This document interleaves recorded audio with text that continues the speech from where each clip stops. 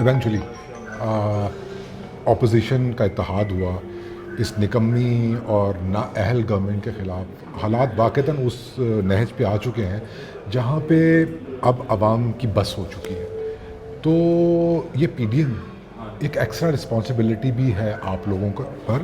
Civil supremacy کی resistance کے ساتھ ساتھ لوگ بہت زیادہ ایکسپیکٹ کر رہے ہیں. آپ لوگ ریئلائز کرتے ہیں یہ؟ جی ہم کرتے ہیں. میں خود ایک منتخب نمائندہ ہونے کے ناطے اب 1 سال سے اوپر ہو گیا ہے کہ میرے شہر کے ووٹر جو میرے بھائی ہیں، ہمارے خاندانی دوست ہیں ہزاروں کی تعداد میں، وہ ایک ہی سوال مجھ سے پوچھتے تھے پنجابی زبان میں کہ انانو کدوں کٹ رہے ہو ظالمانو. وہ مجھ سے یہ سوال مستقل پوچھ رہے ہیں سال سوا سال سے. ہم انہیں کہتے ہیں نہیں ابھی وقت نہیں آیا، ابھی وقت نہیں آیا، ابھی وقت نہیں آیا.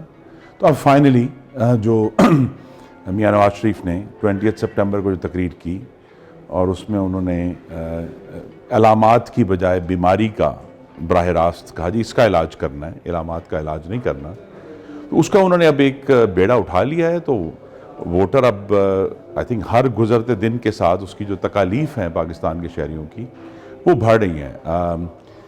آٹے کی تکلیف ہے، چینی کی تکلیف ہے، لیکن میں ان کو یہ سمجھاتا ہوں کہ یہ آفت الہی نہیں ہے، یہ آفت عمرانی ہے. کہ بھی اگر آٹا چوری ہوا ہے جسے ہم کہتے ہیں تو واقعی چوری ہوا ہے کہ جو وزیر فوڈ سیکیورٹی نے قومی اسمبلی میں کہا کہ جی 60 لاکھ ٹن گندم ہماری آنکھوں کے سامنے غائب ہو گئی ہے. اب اس کا دیکھیں نا، یہی سمجھانا ہے کہ وہ جو آج اگر آٹے کی قیمت 78 روپے پہنچی ہے اس کا براہ راست تعلق ہے کہ وہ 60 لاکھ ٹن گندم غائب ہوئی ہے. تو اسی طرح ہم یہ بھی ہے کہ ہم لوگوں کو یہ بھی سمجھانے کی کوشش کر رہے ہیں کہ یہ اگر پہلے سمجھ نہیں تھی تو یہ سمجھ آ جانی چاہیے کہ جو حکومت ووٹ چوری کر کے آتی ہے وہ پھر آٹا چوری کرتی ہے، وہ پھر چینی چوری کرتی ہے، یہاں تک کہ وہ کشمیر چوری کروا دیتی ہے اور بے بسی سے وہ مظاہرہ دیکھتی رہتی ہے کہ بھی ہمارے ساتھ کیا ہو گیا.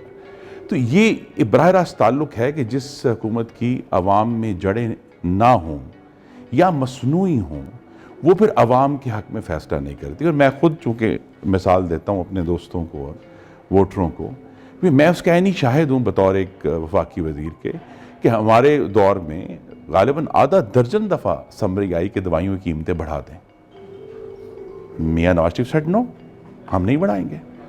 ہمیں بڑا کرائسس بھی آیا، انہوں نے کہا جی ہم دوائیاں بنانے والے ملک چھوڑ کر جا رہے ہیں، آپ الاؤ نہیں کر رہے ہیں. لیکن انہوں نے یہ ایک فیصلہ کیا کہ نہیں عوام اس کو افورڈ نہیں کر سکتی. اور آپ دیکھیے کہ جیسے وہ ہٹے تو وہ پھر اچانک وہ سارے جو مافیاز تھے جو ہمارے دور میں بھی موجود تھے، لیکن یہاں پھر میں مثال دوں گا کہ جس درخت کی جڑیں عوام میں نہیں ہیں وہ درخت پھر مافیا کی ہوائیں برداشت نہیں کر سکتا، وہ ڈھہ جاتا ہے، وہ پھر آٹے کی آگے ڈھہ جاتا ہے. ان کی پریورٹیز بھی نہیں ہیں، وہ ہندوستان کے آگے ڈھہ جاتا ہے. ان کی پرائرٹی نہیں ہے کیونکہ ان کو یہ معلوم ہے کہ ان کی جو طاقت میں یا اقتدار میں ہونا جو ہے وہ عوام سے نہیں آیا، وہ کہیں اور سے آیا. تو لہٰذا وہ ہم میں ہر شخص اپنی کنسٹیچوئنسی کو، جس طرح میں گوجرانوالہ کو چاہتا ہوں کہ میں اس کی خدمت کو خوش کروں، تو وہ اس کنسٹیچوئنسی کی خدمت کرتے ہیں جو ان کو طاقت میں لے کر آئی ہے. پورن صاحب، آپ کامرس کو دیکھ رہے تھے گزشتہ گورنمنٹ میں، تب میں اور اب میں تھوڑا سا فرق سمجھائیں. جی فرق یہ ہے کہ ہمارے دور میں بہت زیادہ میں نے اس کا سامنا بھی کیا کیونکہ ایکسپورٹس کم ہوئیں اور الزام یہ دیا گیا کہ آپ نے روپے کی قیمت مصنوعی طور پر بڑھا کر رکھی ہوئی تھی اور یہ وجہ تھی. تو ہر جو پالیسی ہے دراصل ایک تجربہ ہوتا ہے کہ اس کے نتائج کیا آئیں گے. یہ اس حکومت نے کم از کم یہ کلیئر کر دیا ہے کہ پاکستان کے روپے کی کمی کا پاکستان کی ایکسپورٹ سے کوئی براہ راست تعلق نہیں ہے. کہ 40% روپے کی قیمت انہوں نے گرائی، لیکن ابھی تک جو پچھلے 2 مالی سال گزر چکے ہیں وہ اس سطح پر ایکسپورٹس نہیں آئے جس پر مسلم لیگ نون اپنے آخری سال میں چھوڑ کر گئی تھی. یعنی 40%. اب 40% ڈی ویلیویشن جو ہے اس کے بہت دوسرے بھی کانسیکوینسز ہے نا.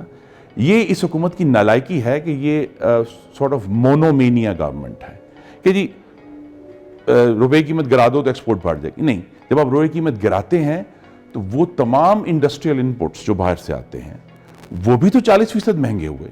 پاکستان کی انڈسٹری کا بیڑا غرق ہو گیا. اب ان کو یہ انداز شاید تھا یا کسی نے ان کو سمجھایا نہیں. اسی طرح جب آپ ڈی ویلیویشن کرتے ہیں تو جو چیزیں آپ نے یہاں سے باہر بھیجنی ہیں ان تک پہنچنے کے لیے آج ہی بلکہ میں دیکھ رہا تھا کہ انہوں نے کہا جی کہ ہمارے کرائے بڑے بڑھ گئے ہیں, ہم کیسے ایکسپورٹ کریں, ہم افورڈ نہیں کر سکتے. تو یہ جو کانسیکوینسز دیکھ کر ہر پالیسی, ہماری پالیسی بھی آئیڈیل نہیں تھی, اس میں بھی کچھ لچک ہونی چاہیے تھی, لیکن یہاں ہم ایک ایسی حکومت ہے جو پے در پے براہ راست اس نے اس طرح کے فیصلے کیے ہیں جس نے پاکستان کی لارج اسکیل مینوفیکچرنگ کا بیڑا غرق کر دیا, پاکستان کی ایکسپورٹس کا بیڑا غرق کر دیا. پاکستان میں امپلائمنٹ جو ہے وہ بڑھنے کی بجائے ہر روز گھٹ رہی ہے, اور ہمیں اس میں فی الحال کسی کوئی بہتری کے کوئی بھی آثار نظر نہیں آ رہے, خرابی کے آثار نظر آ رہے ہیں. ووٹ کو عزت دو کا جو نیریٹو ہے وہ جو ریزسٹنس اس نے اپنے ذمہ لی ہے وہ بہت کٹھن ہے.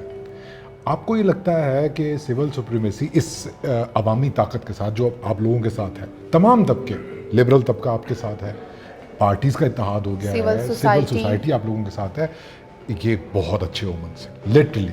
لیکن ہیونگ سیڈ دس, چیلنجز بھی بہت زیادہ ہیں. آپ کو لگتا ہے کہ سول سپریمیسی کی ریزسٹنس مرحلہ وار ہوگی یا آپ کو کوئی انقلاب دکھائی دے رہا ہے؟ نہیں جی, ہوگی تو مرحلہ وار. اس میں تو دیکھیں جو سوسائٹی کا ایولوشن جو ہے وہ اس کو آپ ایکسیلیٹر دبا کے نہیں لاگے لے جا سکتے.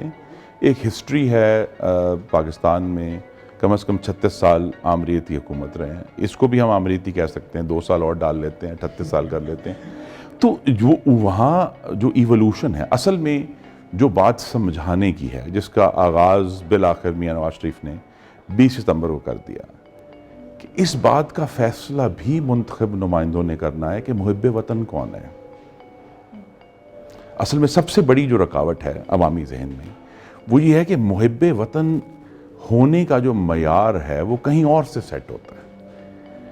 اس کے بعد پھر ساری باتیں ہیں کہ منتخب نمائندے اس بات کا, چاہے وہ جتنے بھی امپرفیکٹ ہوں, اور ہم سب امپرفیکٹ ہیں, لیکن بالآخر یہ ان کی عوامی لیجیٹیمیسی ہے جو انہیں یہ طاقت دیتی ہے کہ اس بات کا تعین کریں کہ پاکستان کا بجٹ کیسے خرچ ہوگا, پاکستان کی جو خارجہ پالیسی کی پرائیورٹیز ہیں وہ کیا ہیں, لانگ ٹرم ہماری جو گروتھ ہے وہ کیسے ہوگی.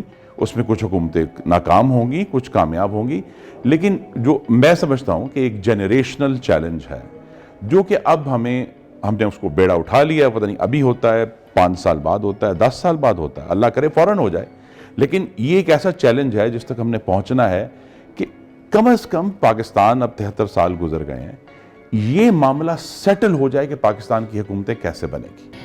کہیں ایسا تو نہیں ہوگا کہ عوام کہیں راہ میں کھڑے رہ جائیں اور یہ اتحاد کہیں؟